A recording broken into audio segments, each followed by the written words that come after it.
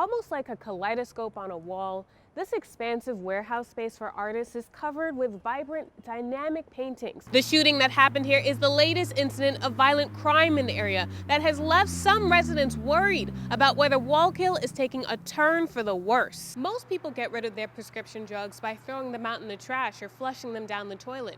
But it's actually best to take them to a collection facility like this one. It was a Chevy SUV that slammed into the building. A big priority in the city's facelift is to find a way to connect its beautiful waterfront to its downtown area by using Central Avenue. The lawsuit comes just as President Donald Trump has retreated from his proposed ban on the sale of most flavored e-cigarettes, a move to curb use among young people. The death of NYPD officer Johnny Rios has intensified the conversation over the well-being of law enforcement. There's so much scrutiny on the work that police do. Detective Keith Olson of Yonkers says that stress adds up. Suicide has always been more prevalent in our world, in the police world, than in most worlds. That extra scrutiny and then having everything that you do judged by the entire world, there's a lot of pressure on police officers. 35-year-old Rios of Yonkers is the 8th NYPD officer to take his own life this year, a significant jump over the recent average of 4 to 5 deaths a year. It all points to an ongoing trend of officers struggling with the stress and trauma they're confronted with on the job. New York State's Attorney General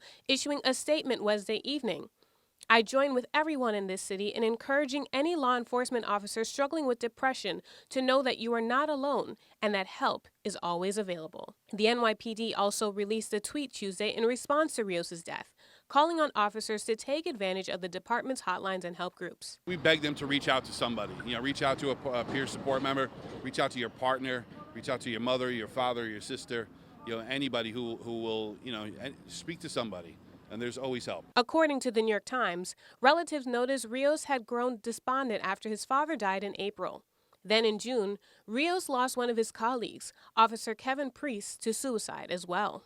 A 2018 study found police have PTSD and depression rates as much as 5 times higher than the public, which may be why that same study found officers are more likely to commit suicide than die in the line of duty. In Yonkers, Monique John, News 12. Residents on edge after hearing of a deadly shooting in their typically quiet and safe community. I told my husband this morning, somebody decided to put Wallkill on the map for gun violence. The shooting happened at the Made in Puerto Rico restaurant in the Wallkill Town Center on Chute Road. Police arrived at around 2:30 Sunday morning to find the male victim shot in front of the sports bar entrance. The victim rushed to Orange Regional Medical Center, where he was pronounced dead. The shooting that happened here is the latest incident of violent crime in the area that has left some residents worried about whether Wallkill is taking a turn for the worse. Locals say they're already concerned about a recent spike in robberies and drug busts in the area.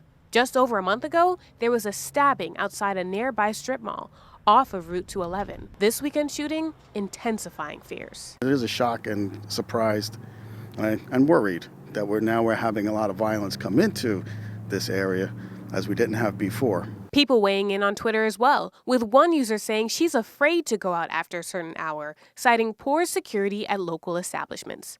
But residents did express faith in the local police's ability to protect and serve. They have been stepping up their game, and I have to give them credit for that. Officials urge the public to contact state police with any info they may have on the case. In Wallkill, I'm Monique John, News 12.